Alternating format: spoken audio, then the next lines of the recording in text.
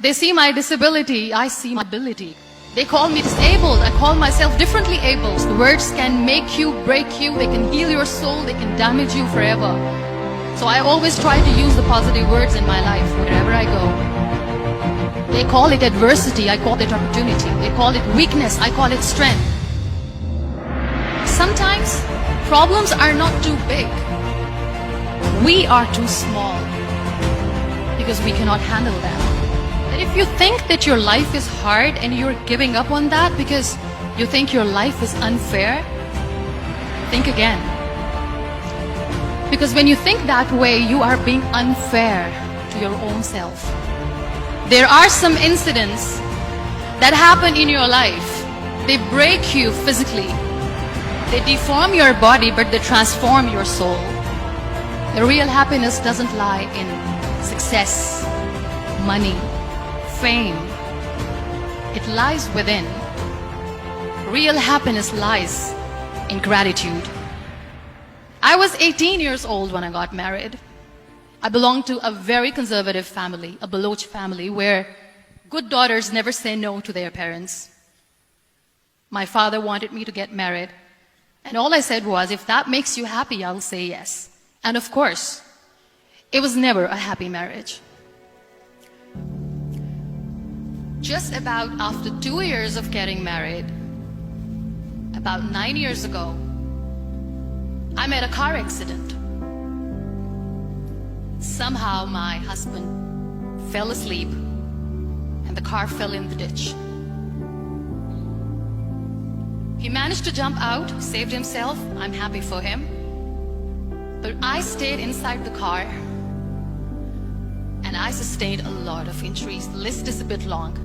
Radius ulna of my right arm were fractured. The wrist was fractured. Shoulder bone and collarbone were fractured. My whole rib cage got fractured.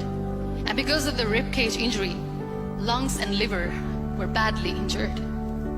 But that injury that changed me and my life completely as a person and my perception towards living my life was the spine injury.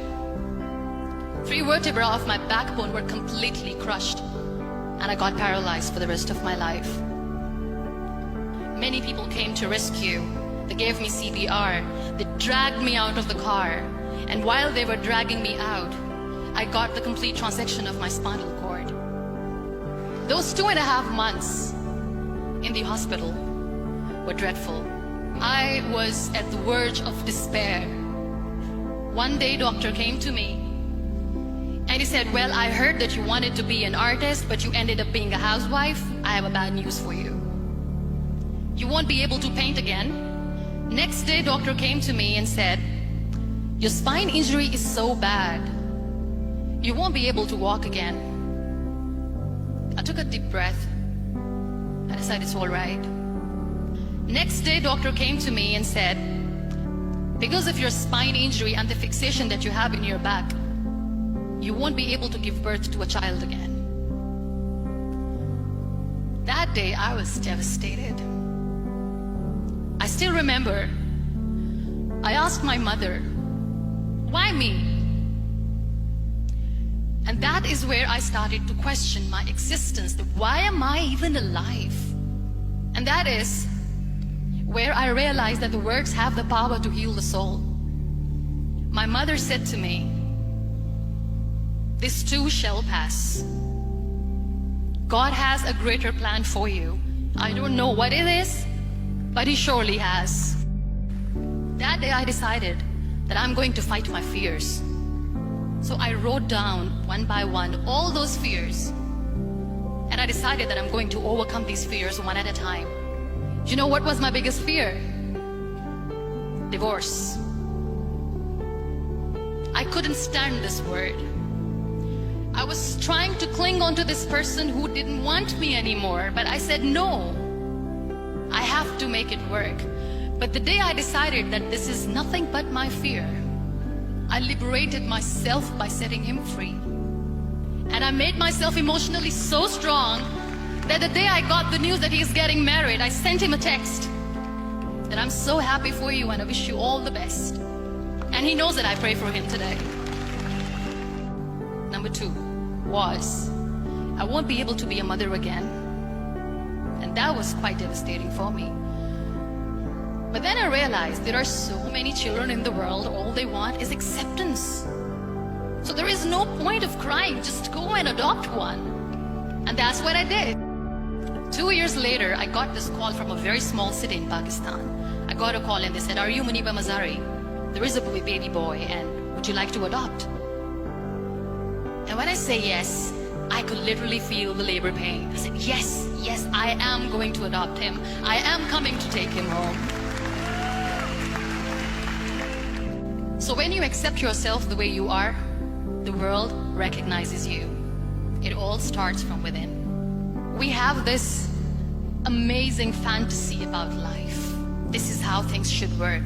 This is my plan. It should go as per my plan. If that doesn't happen, we give up. I never wanted to be on the wheelchair. Never thought of being on the wheelchair. This life is a test and a trial, and tests are trials are never supposed to be easy. So when you are expecting ease from life, and life gives you lemons, then you make the lemonade, and then do not blame life for that, because you were expecting ease from a trial. Trials make you a stronger, better person.